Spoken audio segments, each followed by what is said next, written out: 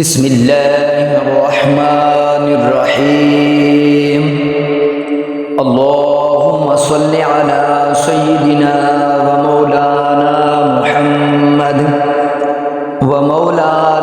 محمد صاحب التاج والمعراج والبراق والعلم، دافع البلاء والوباء والقحط والمرض والألم.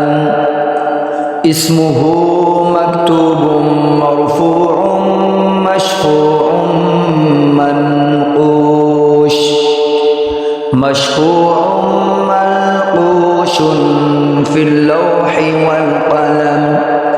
سيد العرب والعجم، جسمه مقدس معطر مطهر منور في البيت والحرم.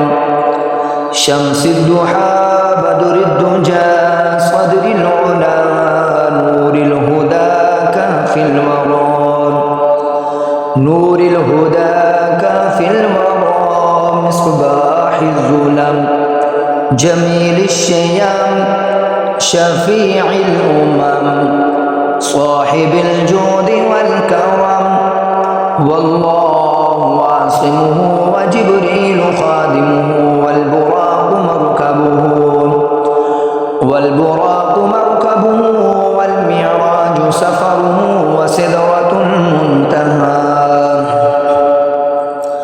وسدرة المنتهى مقامه، وقاب قوسين مطلوبه. والمطلوب مقصوده والمقصود موجوده.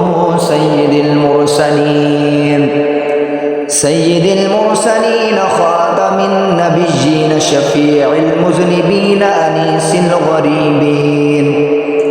أنيس الغريبين رحمة للعالمين راحة العاشقين مراد المشتاقين شمس العارفين سراج السالكين مصباح المقربين محب الفقراء والغرباء والمساكين. سيد الثقلين نبي الحرمين إمام القبلتين وسيلتنا في الدارين. صاحب قاب قوسين محبوب رب المشرقين ورب المغربين جد الحسن والحسين. مولانا ومولى الثقلين أبي القاسم محمد بن عبد الله نور من نور الله. يا أيها المشتاقون بنور جماله صلوا عليه وآله وأصحابه وسلموا تسليما.